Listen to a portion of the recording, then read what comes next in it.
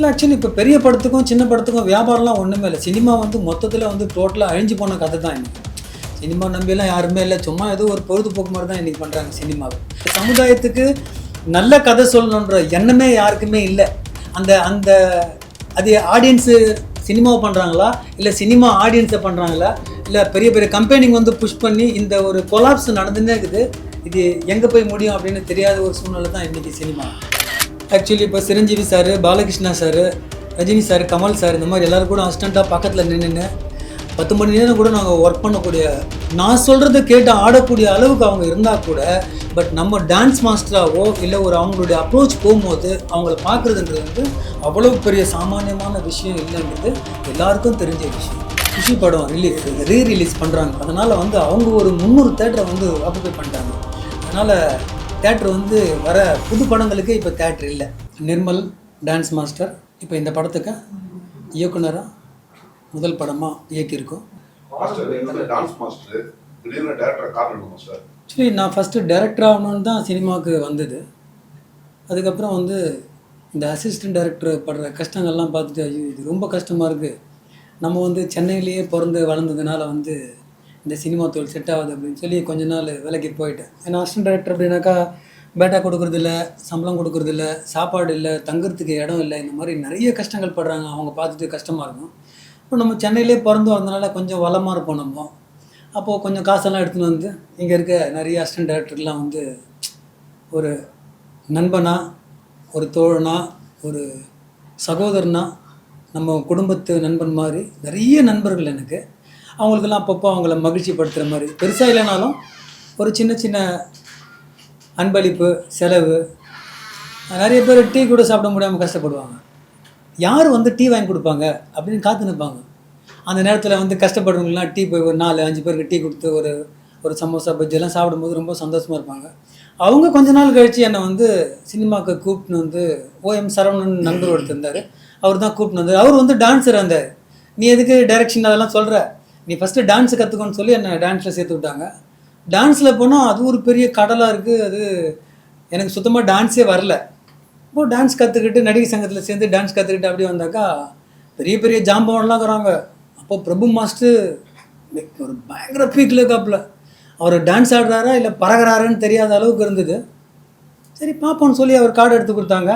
அப்படியே உள்ளே வந்து அப்படியே சினிமாவில் டான்ஸராக சேர்ந்து டான்ஸில் ரொம்ப கஷ்டப்பட்டு டான்ஸ் கற்றுக்கிட்டு அங்கேருந்து அப்படியே வந்து பின்னாடி லைன்லேருந்து முன்னாடி லைனுக்கு வந்து அசிஸ்டண்ட் ஆகி அப்போது டான்ஸ் மாஸ்டர் ஆகி பல படங்கள்லாம் பண்ணி நம்ம நானி தெலுங்கில் இருக்காருங்களே, அவர் தான் எனக்கு ஃபஸ்ட்டு வாய்ப்பு கொடுத்தாரு. அவர் ஃபஸ்ட்டு படத்தில் நான் ஃபஸ்ட்டு டான்ஸ் மாஸ்டர் ஆகிறேன். 4 சாங்குமே நான் தான் பண்ணேன். ரொம்ப ஒரு பெரிய பட்ஜெட்டில் பண்ணாங்க அந்த படம். அந்த படம் பெரிய ஹிட்டு. அங்கேருந்து ஹைதராபாத்தில் 2-3 ஷோலாம் பண்ணி டான்ஸில் ஓரளவுக்கு இருந்தோம்னா டைரக்ஷன் மேலே அந்த ஃபஸ்ட்டு வந்த ஆசை வந்து நமக்கு இருந்தது. அதை வந்து இன்றைக்கி ஒரு அழகான பட்ஜெட்டில் நண்பர்கள்லாம் சேர்ந்து எல்லாம் ஒரு நல்ல ஒரு தரமான ஒரு படத்தை அழகாக இந்த சமுதாயத்துக்கு கொடுக்கணும்னு பார்த்தோம். அந்த நல்ல கதையை இங்கே நாங்கள் இன்றைக்கி கொடுத்துருக்கோம் அப்படின்னு சந்தோஷம். டான்ஸ் மாஸ்டர் எத்தனை பாட்டு வச்சுருக்கீங்க படத்தில்? நிறைய பாட்டு வைக்கணும்னு ஆசை. ஆக்சுவலி ரகுமான் சார் வச்ச மாதிரி வந்து ஒரு 40 பாட்டு வச்சு ஒரு ஸ்கிரிப்ட் பண்ணோம். அந்த ப்ரொடியூசர் வந்து 40 பாட்டா நீங்கள் பண்ணுங்க அப்படின்னு சொல்லி வெளியே போயிட்டாப்புல. அந்த மாதிரி அவங்க அந்த ப்ரொடியூசர் பண்ண மாட்டேன்னு சொல்லிட்டாப்புல. அப்போது நம்ம படத்தில் 4 பாட்டு தான் வச்சுருக்கோம். 4 பாட்டுமே ஒரு நல்ல பாட்டு. மியூசிக் டைரக்டர் கெவின் டிகாஸ்ட்னு நண்பர் தான் பண்ணியிருக்காரு. நல்ல சாங்ஸ், ரொம்ப அழகான ஒரு பெரிய படங்களுக்கெல்லாம் கிடைக்காத சாங்ஸ் எல்லாம் இந்த படத்துக்கு கிடச்சிருக்கு. அதை கேட்கும் போது தான் தெரியும். ஏன்னா ஒரு பெரிய படத்துக்கு வந்து பெரிய புஷிங் இருக்குது. இப்போது 500 கோடி ரூபாய் ஒரு படம் பண்ணுறாங்க. அந்த பாட்டு நல்லாவே இல்லை, ஒரு ஆவரேஜான பாட்டுனா கூட அதுக்கு வந்து ஒரு 5 கோடி ரூபாய் செலவு பண்ணி அந்த பாட்டை மிகப்பெரிய ஹிட்டாக எல்லா மக்களும் கேட்குற அளவுக்கு கொண்டு போயிடுறாங்க. நீங்கள் சின்ன படத்தில் நல்ல பாட்டு போட்டால் கூட அந்த பாட்டு வந்து ஓடுறதுக்கான வாய்ப்பு வந்து ரொம்ப கம்மி. ரொம்ப லேட்டாக ஒரு சிலர் தான் அந்த பாட்டை கேட்டுட்டு ரொம்ப சந்தோஷப்பட்டு நல்ல ஒரு பாட்டு இது அப்படின்னு எல்லாருமே ஃபீல் பண்ணுறாங்க. கெவின் டிகாஸ்டர் அப்படின்னு சொல்லி ஒரு ஆங்கில் இண்டியன், அவர் ஒரு நெருங்கிய நண்பர், அவர் தான் பண்ணி கொடுத்துருக்காரு. ஆக்சுவலி ஒரு மிக்சடு சாங் பண்ணியிருக்கோம். ஆக்சுவலி நாங்கள் என்ன பண்ணோன்னா, எப்பவுமே நாங்கள் டியூன் கம்போஸ் பண்ணிட்டு அந்த மியூசிக்கில் கொஞ்சம் நாலேஜ், டான்ஸில் இருக்கிறதுனால மியூசிக்கும் கொஞ்சம் நாலேஜ்னால எல்லாமே கம்போஸ் பண்ணிட்டு பண்ணுவோம். இந்த பாட்டு மட்டும் வந்து லிரிக் ரைட் வந்து எழுதி கொடுத்தாப்புல சையத் அலி. அவர் லிரிக்கை கேட்டவுடனே எங்களுக்கு பயங்கர குஷி, பயங்கர சந்தோஷம். இன்னும் எந்த மாதிரி எழுதியிருக்கீங்க, ஒரு பெரிய லிரிக் ரைட்டர் கூட எழுதாத அளவுக்கு எனக்கு பிடிச்சிது. ஒரு பெரிய லிரிக் ரைட்டர் வந்து ஒரு ஒரு ஒரு சாங்க்கு வந்து 1 லட்ச ரூபாய் வாங்குவாங்க. இவர் நட்பின் ரீதியில் பெரிய காசு எதுவுமே இல்லாமல் ஒரு சின்ன ஒரு சொற்ப தொகை வாங்கிட்டு அவ்வளவு அழகான ஒரு லிரிக்ஸ் எழுதியிருக்காரு. அந்த பாட்டு வந்து நீங்கள் கேட்கும்போது ரொம்ப என்ஜாய் பண்ணுவீங்க. 4 பாட்டும் வேறு வேறு விதமாக இருக்கும். நெஞ்சிக்குள்ளே என்ன மாற்றமோ அப்படின்னு தொடங்குற அந்த ஒரு ஒரு மெலோடி சாங்கு ரிச்சில் போய் அது பண்ணும். ஒரு சாங்கு கொடைக்கானலில் ஒரு ஒரு ஒரு சாங் பண்ணியிருக்கோம். மீதி ஒரு சாங் ஒரு ஓப்பனிங் இன்ட்ரோடக்ஷன் சாங் ஒன்று இருக்குது. ஒரு டாக்டர் ஒரு செட்டு ஒரு சாங் பண்ணியிருக்கோம். எல்லா சாங்குமே ரொம்ப பிரமாதமாக இருக்கும். மாஸ்டர் எல்லாமே நியூ ஃபேஸாக போட்டுருக்கீங்க, வியாபாரம் எப்படி மாஸ்டர் அதை பற்றி சொல்லுங்கள். இல்லை, ஆக்சுவலி இப்போ பெரிய படத்துக்கும் சின்ன படத்துக்கும் வியாபாரம்லாம் ஒன்றுமே இல்லை. சினிமா வந்து மொத்தத்தில் வந்து டோட்டலாக அழிஞ்சு போன கதை தான் இன்றைக்கி. சினிமா நம்பியெல்லாம் யாருமே இல்லை, சும்மா ஏதோ ஒரு பொழுதுபோக்கு மாதிரி தான் இன்றைக்கி பண்ணுறாங்க சினிமாவை. ஏன்னா சினிமான்றது வந்து பெரிய ஒரு கார்ப்பரேட் கையில் போயிடுச்சு. சின்ன ப்ரொடியூசர்லாம் யாருமே இல்லை. ப்ரொடியூசர்ஸ்லாம் வந்தாங்கன்னா அவங்க திரும்பி போகிறது ரொம்ப கஷ்டமான ஒரு சூழ்நிலை தான் இன்றைக்கி இருக்குது. இன்றைக்கி வந்து 500 கோடி 1000 கோடி 2000 கோடி 5000 கோடி 10000 கோடி அப்படின்னு ஒரு பட்ஜெட்டில் படம் எடுக்க வேண்டிய சூழ்நிலை வந்துச்சு. அதுதான் ஆடியன்ஸ் பார்க்குறாங்க, நல்ல கதையை பார்க்குறது இல்லை. அந்த சமுதாயத்துக்கு நல்ல கதை சொல்லணுன்ற எண்ணமே யாருக்குமே இல்லை. அந்த அந்த அது ஆடியன்ஸு சினிமாவை பண்ணுறாங்களா, இல்லை சினிமா ஆடியன்ஸை பண்ணுறாங்களா, இல்லை பெரிய பெரிய கம்பெனிங்க வந்து புஷ் பண்ணி இந்த ஒரு கொலாப்ஸ் நடந்துன்னே இருக்குது. இது எங்கே போய் முடியும் அப்படின்னு தெரியாத ஒரு சூழ்நிலை தான் இன்றைக்கி சினிமா. உச்சகட்ட டைரக்டர் இயக்குனர் வந்து வெற்றிமாறன் அவரே வந்து நான் இனிமே படம் தயாரிக்க மாட்டேன் அப்படின்னு சொல்லிட்டு அவரே ஒரு ஸ்டேட்மெண்ட் கொடுத்துருக்காரு. உங்க பட பட்ஜெட் வந்து எந்த அளவுக்கு இருந்தது, எவ்வளவு சிரமங்கள் சின்ன படம் பட்ஜெட் பண்றதுக்கும் ஒரு சிரமங்கள் இருப்பாங்க? ஆக்சுவலி எனக்கு ஒரு கேரக்டர் இருக்குது. நான் ஒரு ப்ரொடியூசர்கிட்ட போய் கதை சொல்லும்போது என்ன ஆகுது அப்படின்னு கேட்டிங்கனாக்கா, அந்த கதையை வந்து அவங்க சரியாக ஒரு ப்ரொடக்ஷன் சைட்லேருந்து கேட்குறதே கிடையாது. அவங்க வேறு ஒரு மைண்ட் செட்டில் கதை கேட்குறாங்க. எல்லா அசிஸ்டன்ட் டேரக்டர் இது எனக்கு மட்டும் சொல்ல, ஒரு டேரக்டர் போய் ஒருத்தர்கிட்ட கதை சொல்கிறாரு. அந்த கதை இவர் கேட்குறாரு, அவர் கேட்குறாரு. இவங்க அந்த 5 பேர் மைண்ட் செட்டுக்குள்ளே இந்த கதை வந்து வேறு கோணங்களில் போகும். ஏன்னா ஒரு எழுத்தாளர் எழுதுகிற மாதிரியே வந்து அவங்க பார்க்குறதே கிடையாது இன்றைக்கி. சினிமா ஃபஸ்ட்டு பார்க்குறதே இல்லை, அந்த மாதிரி பார்க்குறதே இல்லை. அவனுக்குள்ளே தான் அந்த க்ரியேட்டிவிட்டி இருக்கும், அதை யாருமே பார்க்குறதில்ல. அதனால் யோசித்தோம், நம்ம கேரக்டரும் வந்து போய் சொல்லி யாருக்கிட்டையும் கெஞ்சி கேட்குற மாதிரி இல்லை. சரி, நமக்கு தெரிஞ்சதை நம்ம நண்பர்கள் மூலியமாக ப்ரொடக்ஷன் வச்சு ஒரு சின்ன பட்ஜெட்டில் நல்ல ஒரு படத்தை கொடுப்போம், கண்டிப்பாக எல்லாரும் வருவாங்க அப்படின்ற ஒரு எண்ணத்தில் தான் இந்த படம் ப்ரொடக்ஷன் வித்து டைரக்ஷன் பண்ணியிருக்கோம். பிரபு மாஸ்டர் படம் பண்ணாருன்னு பார்த்தீங்கன்னா நல்லா ஜாலியான படம் தான் பண்ணுவார். அப்படின்றப்போ இந்த படத்தில் வந்து எல்லாருக்கும் ஒரு கஷ்டப்படாம ஒருத்தவன் வந்து படம் பார்க்குறான் அப்படின்றப்போ அவனுக்கு ஏற்ற என்னென்னலாம் இதை வச்சுருக்கேன், காமெடி இந்த மாதிரி விஷயம். இந்த படத்தில் எல்லாமே கலந்த மாதிரியான ஒரு படம் தான் சார். இந்த படம் உட்காந்து பார்க்கும்போது நீங்கள் ஒரு மகிழ்ச்சியான ஒரு விஷயமா போகும். ஊர்லேருந்து வேலையை விட்டு வந்து சென்னையில் ஒரு வேலை தெரியாமல், வேலை கிடைக்காம, எங்கே தங்கி சாப்பாடு போட்டு வேலை கிடைக்கிற இடமா பார்த்து ஒருத்தன் சேர்ந்து அந்த இடத்துல ஒரு பொண்ணு ஒரு காதல் வந்து அந்த காதலுக்காக ஒரு பொய் பேசி ஒரு டாக்டராக நடித்து அங்கே அதுக்குள்ளே வர பிரச்சனையை எப்படி ஹேண்டில் பண்ணுறான், அந்த பொண்ணுக்கு வர பிரச்சனையை எப்படி இவன் கண்ட்ரோல் பண்ணி இது ரெண்டுத்தையும் வந்து ஒரு கோஆர்டினேட் பண்ணி எல்லாருக்கும் ஒரு சமாதானத்தை கொண்டு போய் ஒருத்தன் வாழ்க்கையில் எப்படி ஜெயிக்கிறான், அந்த வெற்றி வந்து அந்த பொண்ணுக்கும் இந்த சமுதாயத்துக்கும் என்ன பண்ணுது அப்படின்ற ஒரு நல்ல கருத்தை தான் இந்த கதையில் நாங்கள் சொல்லியிருக்கோம் சார். ஆக்சுவலி இவர் ஹீரோலாம் கிடையாது, இந்த கதைக்கு ஹீரோ. இந்த கதையில் ஒரு கேரக்டர் ஊரை விட்டு வந்து வேலைக்காக வந்திருக்காரு. அந்த கதையின் நாயகனாக தான் இவர் நடிச்சிருக்காரு. வேறு ஹீரோவாக நான் பார்க்கல. அவரை அந்த கதையின் நாயகனாக எனக்கு தெரிஞ்சார். அதை தவிர்த்து வந்து எனக்கு நிறைய உதவி பண்ணியிருக்காரு. அந்த உதவி மனப்பான்மையில் தான் அவரை நான் அந்த கதையின் நாயகனாகவும் ஹீரோவாகவும் மாற்றணும்.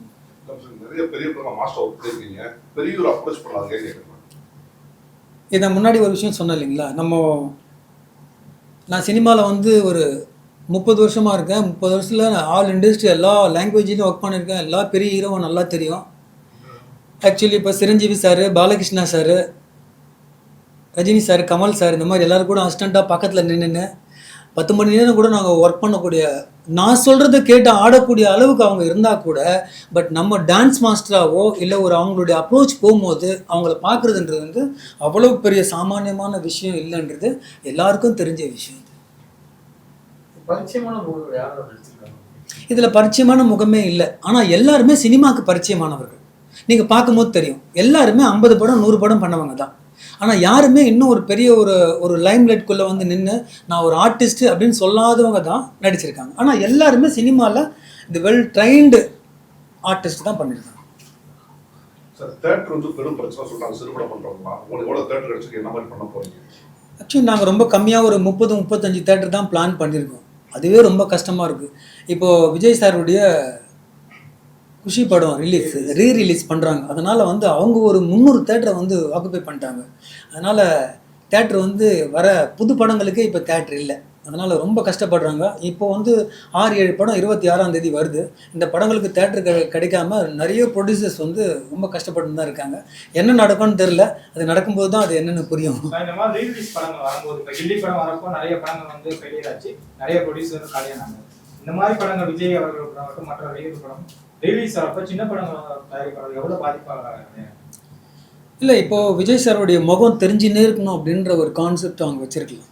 அதுக்காக வந்து அவருடைய நல்ல நல்ல படங்களை எடுத்து மறுபடியும் ஒரு ரீரிலீஸ்க்கு வராங்க. இப்போ அவர் படம் பண்ணுறது ரொம்ப கம்மியாயிடுச்சிங்களா.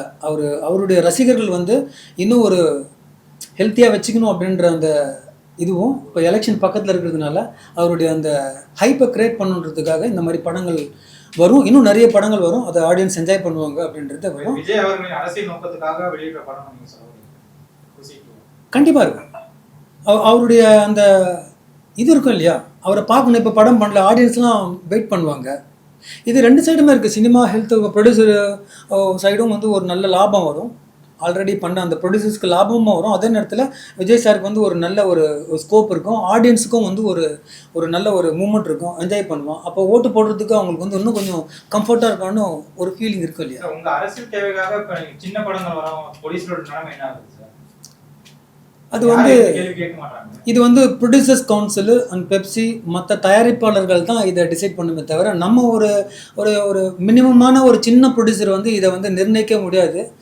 பெரிய பெரிய என்ன சொல்கிறது, திமிங்கலங்க மத்தியில் வந்து ஒரு சின்ன நெத்திலி மீன் போய் சொல்கிறத வந்து நம்ம கேட்க மாட்டாங்க அப்படின்றது. இந்த மாதிரி ரிலீஸ் படங்கள் கூட ஒரு தீபாவளியாக இருக்கட்டும், பொங்கல் நீங்கள் கூட பெரிய படம் விடுறீங்களா, அந்த மாதிரி டயத்துல இந்த படத்தை விட்டுட்டு போயிடலாமே.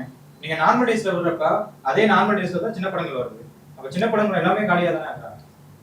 நீங்கள் கேட்குற கேள்வி நியாயம்தான். பட் அது தயாரிப்பாளர்கள்லாம் ஒன்று கூடி ஒரு நல்ல ஒரு முடிவு எடுத்து அவங்க தான் அந்த முடிவு பண்ண முடியுமே தவிர நம்ம கையில் எதுவுமே இல்லை அப்படின்றது தான் வந்து யார் பலமாக இருக்காங்களோ அவங்க தான் வந்து வர முடியும். அது நம்ம யாரையுமே தடுக்க முடியாது. ஜனநாயக நாடுன்றதுனால வருவங்க யாரையும் தடுக்க முடியாது. பட் சும்மா ஒரு கண்ட்ரோல் பண்ணலாம். இந்த மாதிரி நேரங்களில் சின்ன படங்களுக்கு வழி கொடுங்க.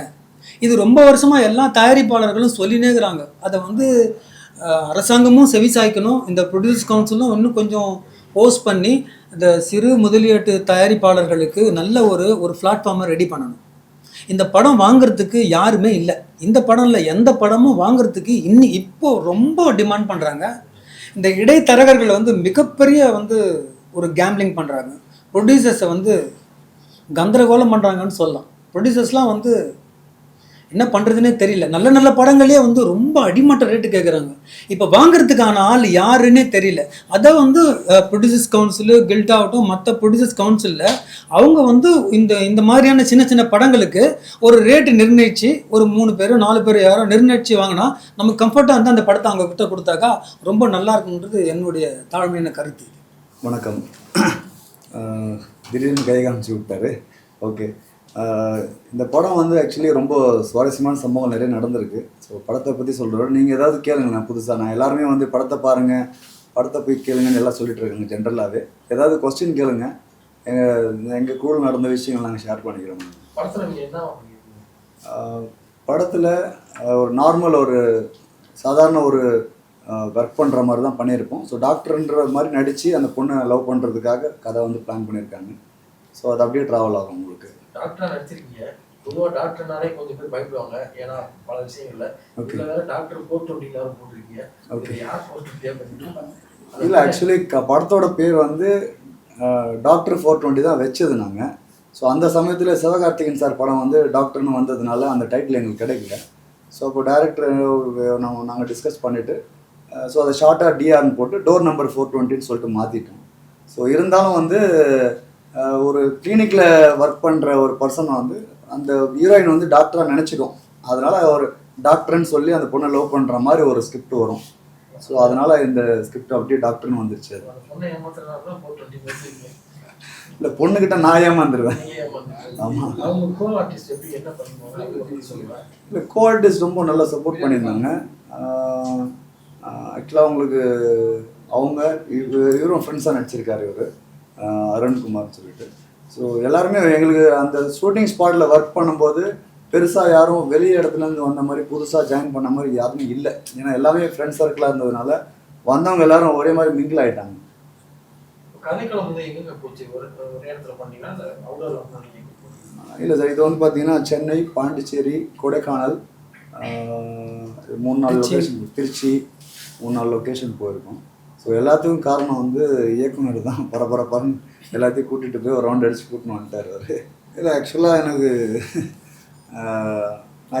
நான் ரொம்ப வருஷமாக சினிமாவில் ட்ரை பண்ணிகிட்ருக்கேன். ஸோ சின்ன சின்ன வேடங்கள் நிறைய நடிச்சிருக்கேன். நான் திருவிளையாடல் படத்தில் கூட நடிச்சிருக்கேன், நான் தனுஷ் சார் படத்தில். ஸோ அது அந்தளவுக்கு தெரியாது, ஃபுட்பால் நடிச்சிருந்தேன். அப்படி சின்ன சின்ன வேடங்கள் நடித்து தான் இவ்வளோ தூரம் வந்திருக்கேன். நான் இப்போ ரீசெண்டாக வந்து திருப்பூர் குறின்னு ஒரு படம் ரிலீஸ் ஆச்சு. ஸோ அதுவும் நல்லா ஒரு 3 வாரம் 4 வாரம் நல்லா போச்சு. எனக்கு அடுத்த படம் இருக்குது. ஸோ அடுத்த இன்னொரு படம் எனக்கு வந்து கமிட் ஆகிருக்கு. ஸோ அந்த படம் வந்து ஒரு மிகப்பெரிய நல்ல அருமையான ஒரு லவ் ஸ்டோரி அது. ஸோ அது 100% ஜெயிக்கும்ன்ற நம்பிக்கையில் அவர் டைரக்டர் வந்து நசார்னு சொல்லிட்டு அவர் டைரக்டர், அவர் எல்லாமே வந்து அவரோட இமேஜினேஷனில் எல்லாமே இப்படித்தாருன்னு சொல்லிட்டு இன்ச் பை இன்ச்சு அந்த கதையை செதுக்கிட்டு இருக்காரு. அவர் என்னை உட்கார வச்சுட்டு, நீங்கள் இது வரைக்கும் எந்த பேரில் வேணால் இருந்துட்டு போங்க, ஆனால் நான் ஒரு பேர் சொல்கிறேன், அந்த பேர் தான் நீங்கள் வச்சுக்கணும் அப்படின்றதுக்காக என்னோடய அப்பா பேர் வந்து சுந்தர். ஸோ அதை சேர்த்து விஜய் சுந்தர்னு சொல்லிட்டு அவர் வந்து அட்டாச் பண்ணி வச்சுருக்காரு. ஸோ அடுத்த படங்கள்ல இருந்து எனக்கு வந்து விஜய் சுந்தராக தான் நான் வருவேன். அதுதான் சொல்கிறதுக்காக தான் நான் அது சின்ன கன்ஃபியூஸாக இருக்கேன்னு நான் சொன்னேன். நான் ஸோ அடுத்த படங்கள்லேருந்து நான் விஜய் சுந்தராக தான் வருவேன். நான் எனக்கு ஒரு கிட்டத்தட்ட ஒரு 20-30 படத்தில் நடித்த அனுபவம் இருக்குது. ஏன்னா நானும் நடிகர் விவேக்கும் இளமை கால ஃப்ரெண்ட்ஸு, சைல்ட்ஹுட் ஃப்ரெண்ட்ஸ், வாடா போடம் தான் பேசிப்போம். அந்த மாதிரியான ஃப்ரெண்ட்ஸு. நான் நடுவில் குவாலிஃபிகேஷன், நான் எம்பிஏலாம் படிச்சுட்டு நான் ஓன் பிஸ்னஸ் பண்ணுறப்ப இல்லை வா என்னோட வா அப்படின்னு சொல்லி கொண்டு வந்து ஒரு கிட்டத்தட்ட நிறைய படம் விவேக்கோட ட்ராவல் பண்ணேன். இதில் மாஸ்டர் என்னை ஐடென்டிஃபை பண்ணி கரெக்டாக ஒரு டான் கேரக்டர் ஒன்று கொடுத்துருக்காரு. இப்போ இந்த படத்தோட கதையை சொல்ல போனால் கொஞ்ச நாளைக்கு முன்னாடி பத்திரிகையிலையும் இதோட கான்செப்ட் வந்து இதுவாக இருக்குது. நீங்கள் திரையில் பார்த்தீங்கன்னா தெரியும். அது அந்த அளவுக்கு லேட்டஸ்ட் ட்ரெண்டில் போகிற ஒரு சப்ஜெக்டு. இல்லை டானு என்னை கடைசி வரைக்கும் டானாவே கொண்டு போயிட்டு கடைசியில் கொண்டு வந்து ஐயோ அப்படிங்கிற மாதிரி கொண்டு வந்து முடிச்சிருப்பார். வெரி வெல் பிளான்டு கமிட்மெண்ட் இந்த குரூப். எனக்கு ரொம்ப ரொம்ப ரொம்ப பிடிச்சிருந்தது. ஏன்னா நான் நிறைய குரூப்போட பிஹைண்ட் த ஸ்க்ரீன்ஸ் இருந்திருக்கேன். ஃப்ரண்ட்டு ஸ்க்ரீனில் வந்து ஒரு 2 சீன் 3 சீன் அப்படியே விவேக்கோட அப்படியே கொஞ்சம் இது பண்ணிட்டு போவேன். இப்போ கூட சந்தானத்தோட ஒரு படம் ஃபுல்லாக பண்ணேன். அப்படி எல்லாமே பண்ணிகிட்ருக்கேன். எல்லாமே நல்ல கான்டாக்ட்ஸு, நல்ல இது. பட் இந்த டீமில் ஒர்க் பண்ணுறது நிர்மல் டைரக்டர், அவர் நாங்கள் மாஸ்டர் தான் கூப்பிடுவோம், மிஸ்டர் அருண் சாரு, அப்புறம் ரிஷி, எல்லாமே ஒரு அது ஆக்சுவலாக அது வந்து ஒரு சினிமா இது மாதிரியே இருக்காது. நாங்கள் முடிச்சிட்டோம்னா ஈவினிங் வந்துட்டு ஒரு கலோக்கியெல்லாம் இது பண்ணி சார் அப்படிங்கிற மாதிரி ஒரு பவ்யறதும் இல்லை. எல்லாமே ஜாலியாக ஒன்றா உட்காந்து ஒரு கிளாஸ்லேருந்து ஒரு எக்ஸ்கர்ஷன் போன மாதிரி இருந்து பண்ணிட்டு வந்தது. நான் இதை நிறைய இடத்துல நான் நிறைய ஷூட்டிங்கில் நான் நிறைய பேர்கிட்ட முக்கியமான ஆளுங்கிட்டலாம் சொல்லியிருக்கேன். இது டீமாக இருந்தால் இந்த மாதிரி இருக்கணும் அப்படின்னு சொல்லிட்டு. The presentation was very good. Presentation வந்து ரொம்ப ரொம்ப ரொம்ப ரொம்ப நல்லா இருந்தது. இது போட்டு காமிச்சப்போ நிச்சயமாக இது வந்து கொஞ்சமாவது இன்னும் தியேட்டர் கிடைக்கலையே அப்படின்னு பார்க்குறவங்களுக்கு எல்லாத்துக்குமே கொஞ்சம் ஒரு வருத்தம் கூட உருவாகலாம். அந்த மாதிரி ஒரு நல்ல ப்ரெசன்டேஷன் கொடுத்துருக்காரு நம்ம இயக்குனர். இவரும் ஒன் ஆஃப் தி அங்கே அசிஸ்டன்ட். அங்கே யாருமே வந்து நாங்கள் நடிகர் நீங்கள் வந்து இவங்க அப்படிலாம் கிடையாது. நடித்து முடிச்சு ஷார்ட் முடித்தோடனே பின்னாடி டைரக்டரோட போய் ஹெல்ப் பண்ணுறது தான். இப்படி ஒரு டீம் இது. அந்த மாதிரி ஒரு டீம்னால எங்களுக்கு என்ஜாய்டு இட். ஆக்சுவலாக இட் இஸ் நத்திங் பட் அப்படி கொஞ்சம் இது மாதிரிலாம் இல்லை. ஒரு சீன் ஒன்று பாண்டிச்சேரியில் எடுத்தார். அது நான் இன்றைக்கி வரைக்கும் மறக்க முடியாது. ஒரு இதுலேருந்து இறங்கி நான் ஷோர் வரைக்கும் நடந்து வரணும். நானும் என்னோட கூட 2 அசிஸ்டன்ஸும் வரணும். இவர் பின்னாடி கேமரா எடுத்துகிட்டு வராரு. வந்து நீங்கள் அப்படியே முன்னாடி போங்க அப்படின்ட்டாரு. சரி நாங்கள் முன்னாடி பேசிக்கிட்டே போகிறோம். எப்படி வந்தான்னு தெரியல, முன்னாடி வந்து நிற்கிறாரு. அது சான்ஸே இல்லை. அது அவ்வளோ லென்த்தான ஒரு விஷயம். நாங்கள் பேசிக்கிட்டே மூச்சு வாங்க வாங்க நடந்து போனால் அங்கே நிற்கிறார் அவர். அந்த மாதிரி ஒருத்தரும் உயிரை கொடுத்து ஒர்க் பண்ணாங்க. அந்த பிரிட்ஜு பார்த்தீங்கன்னா ரொம்ப தூரம். அதுலேருந்து ஒரு ஷாட் எடுத்து அங்கேருந்து குதித்து கேமராவோட குதித்து உடையிறாரு. அந்த மாதிரி வி என்ஜாய்டு இட். ஆக்சுவலாக படம் ரொம்ப ரொம்ப நல்லா வந்திருக்கு. இதோட மெயின் கான்செப்டே அதான் நான் சொல்ல விரும்பல. இப்போ கொஞ்ச நாளைக்கு முன்னாடி கூட எல்லா மீடியாலையும் அடிபட்டு வந்து ஓ இதுவா அப்படிங்கிற மாதிரி வந்தது. ரொம்ப it was a very good subject and I enjoyed it.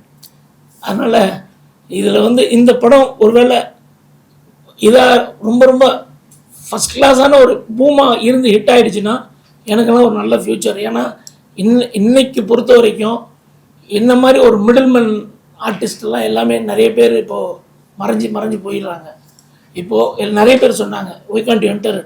இப்போ தான் எனக்கு என்னோட தோழன் இல்லை, விவேக் இல்லை, இருந்தனா கண்டிப்பாக ஒரு ஏன்னா நிறைய பேர் இந்த இந்த என்னோட ஏஜ் குரூப்பில் உள்ள ஃபாதர் கேரக்டர் அந்த கேரக்டர்லாம் இப்போ நிறைய பேர் மிஸ் ஆகுறாங்க நம்ம சினிமா ஃபீல்டில்.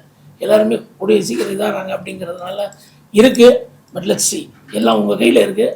நீங்கள் கொடுக்குற பூஸ்டப்பில் இந்த படம் கொஞ்சம் நல்லா ஓடணும் சார். Thank you sir. நீங்கள் விவேக் சார் காமெடி நிறையா பார்த்துருக்கீங்க, இன்னைக்கு காமெடி எப்படி சார் இருக்கு சார்? இன்றைக்கி அதாவது விவேக் சார் காமெடிலாம் போனீங்கன்னா வீட்டில் போய் அதே டைலாக் நம்ம பேசுவோம். இப்போ இருக்கிற காமெடி நீங்கள் தேட்டர் விட்டு வெளியே வந்தோன்னு மறந்துடுவீங்க சார். அது எவ்வளோ சார் மிஸ் பண்ணுறீங்க சார்? ரொம்ப சார், ரொம்ப. நான் ஒருவேளை நான் ரொம்ப பேசிட்டேன்னா கொஞ்சம் இதாகிடும். அந்த அளவுக்கு நானும் அவனும் ரொம்ப க்ளோஸ் சார். அவன் தான் சொல்லுவேன், நானும் அவனும் அவ்வளோ க்ளோஸ். ரொம்ப ரொம்ப ரொம்ப. ஆனால் காமெடியெல்லாம் ஸ்கிட் நாங்கள் 2 பேரும் சேர்ந்து எழுதினோம்னா திடீர்னு ஸ்பாட்லேருந்து ஃபோன் பண்ணுவாப்ல, மச்சான் இங்கே ஒருத்தன் இப்படி பண்ணுறான், இதுக்கு ஏதோ ஒரு சின்ன பிட்டு கூட அப்படின்னு நான் உடனே கொடுப்பேன். என்னோடய காமெடி சென்ஸ் இயக்குனருக்கு தெரியும் கம்ப்ளீட்டாக. அங்கேயே கொடுப்போம், சொல்லுவோம். அந்த மாதிரி நான் வேறு மிங்கிலிங் அப்படியெல்லாம் மிங்கிள் பண்ணி இருந்தோம். ஆக்சுவலாக இன்னும் நான் சொல்லிட்டேன் இல்லைப்பா, என்ன ரொம்ப கம்பல் பண்ணி இழுத்துட்டு தான் வந்தாப்புல. நான் தான் அவனோட ட்ராவல் ஆகல, இருப்பா நீ ஜெயிச்சிட்டேன், நான் இன்னும் ஜெயிக்கல, நான் ஃபேமிலி கொஞ்சம் இது பண்ணிவிட்டு அப்புறம் வரேன்னு. வரப்போகிற சமயத்தில் இந்த படத்தில் நான் ஒரு ஃப்ரெண்டு கேரக்டராக பண்ணியிருக்கேன். அது இல்லாமல் கோ டைரக்டராக ஒர்க் பண்ணியிருக்கேன். இயக்குனருடைய நண்பர். நாங்கள் 2 பேருமே சைல்ட்ஹுட் ஃப்ரெண்டு. அது இல்லாமல் டான்ஸில் 2 பேருமே ஒன்றா தான் ஒர்க் பண்ணோம். ஸோ அவர் டைரக்ஷன் துறைக்கு வரும்போது நானும் அப்படியே கூட வந்துட்டேன். இந்த படத்தில் ஃபுல்லாகவே ஹீரோவோடு நான் ட்ராவல் பண்ணியிருப்பேன். ஸோ ஃப்ரெண்டு கேரக்டராக இந்த படம் வந்து ஒரு காமெடியாக, என்னோடய ட்ராக் மட்டும் பார்த்தீங்கன்னா என்ன சொன்ன மாதிரி விவேக் எப்படி ஹீரோ கூட ட்ராவல் பண்ணுவாரோ அந்த மாதிரி ஒரு ட்ராவலிங் தான் இந்த படத்தை நான் பண்ணியிருக்கிறேன். பாருங்கள், ரொம்ப அருமையான ஒரு படமாக இயக்குனர் எடுத்திருக்காரு. ஆக்சுவலாக இந்த படத்தில் வந்து பார்த்திங்கன்னா 3 பாட்டு எழுதியிருக்கேன் நான். எனக்கு எப்படின்னா இது வந்து என்னுடைய முதல் வாய்ப்பு. ஃபஸ்ட்டு ஒரு படத்துக்கு வந்து பாட்டு எழுதுகிறோம் அப்படின்றது வந்து எனக்கு எப்படி இருந்ததுன்னா, ஒரு குழந்தை வந்து அது பிறந்து வளர்ந்து இந்த உலகத்தில் எவ்வளோ ஒரு அறுசுவையான உணவு கூட சாப்பிட்லாம். ஆனால் அந்த குழந்தை பிறந்த உடனே அது குடித்த தாய்ப்பால் இருக்குல்ல, அதுக்கு இணையான ஒரு உணவு வந்து அந்த குழந்தைக்கு கிடைக்கவே கிடைக்காது. உண்மையாகவே அந்த மாதிரி ஒரு வாய்ப்பு தான் வந்து இந்த படத்துக்கு நான் பாட்டு எழுதுனது. ஏன்னா என்னுடைய கெரியர் ஆரம்பித்து என்னுடைய ட்ராவல் ஃபுல்லாகவே ஏமாற்றம் தான். முதல் முறையாக நிறைய முறை ஓகே படத்துக்கு வாய்ப்பு கிடைச்சிருக்கு அப்படின்ட்டு நிறைய பாடல்கள் எழுதியிருக்கோம். எழுதுனதோடு சரி, அதுக்கப்புறம் அது சம்மந்தப்பட்ட எதுவுமே எந்த அப்டேட்டும் இருக்காது, இல்லை ஃபோன் எடுக்க மாட்டாங்க. இப்படியே தான் என்னுடைய ட்ராவல் இருந்தது. முதல் முறையாக நிர்மல் சார் வந்து எனக்கு இந்த ஒரு வாய்ப்பை கொடுத்தாரு. அதே மாதிரி நான் இதில் பாட்டு எப்படி எழுதுனேன்றது எனக்கே தெரியாது. ஏன்னா நான் எழுத ஆரம்பித்தேன் ஆல்மோஸ்ட் என்னை மீறி அவருடைய மோட்டிவேஷன் தான். நிர்மல் சார் வந்து பயங்கரமாக மோட்டிவேட் பண்ணி இன்னொன்று வந்து இந்த கதை வந்து என்னை வந்து ரொம்ப அட்ராக்ட் பண்ணியிருந்தது. ரொம்ப நாளைக்கு அப்புறமா ஒரு நல்ல ஒரு லவ் ஸ்டோரி, இப்படிலாம் கூட லவ் பண்ண முடியுமா அப்படின்ற மாதிரி ஒரு கதை. ஓகே, இப்படி ஒரு கதையில் நமக்கு ஒரு பாட்டு எழுதுகிற வாய்ப்பு அப்படின்றதெல்லாம் ரொம்ப சிறப்பாக இருந்தது. இது மூலிமா எனக்கு அடுத்தடுத்து சின்ன சின்ன வாய்ப்புகள் வர ஆரம்பித்து இப்போ என்னுடைய ட்ராவல் நல்லபடியாக போயிட்டுருக்கு. மறுபடியும் மீண்டும் உதக வணக்கத்தை சொல்லி, இந்த படம் வந்து வருகின்ற 26 வெள்ளிக்கிழமை ரிலீஸ் ஆகுது தமிழகம் எங்கும். எல்லா ரசிக பெருமக்களும் இந்த மாதிரி ஒரு சிறு படங்களை வெற்றி பெற செய்து நல்ல கதையை இந்த சமுதாயத்துக்கு தந்த நோக்கத்தோடு அனைவரும் வந்து திரையரங்கில் இந்த படத்தை பார்த்து மகிழ்ச்சியோடு செல்வீங்கன்னு நம்புகிறோம். அனைவருக்கும் மீண்டும் ஒரு முறை நன்றி. இந்த மீடியா நண்பர்களுக்கு அனைவருக்கும் மீண்டும் ஒரு முறை நன்றி. தேங்க்யூ.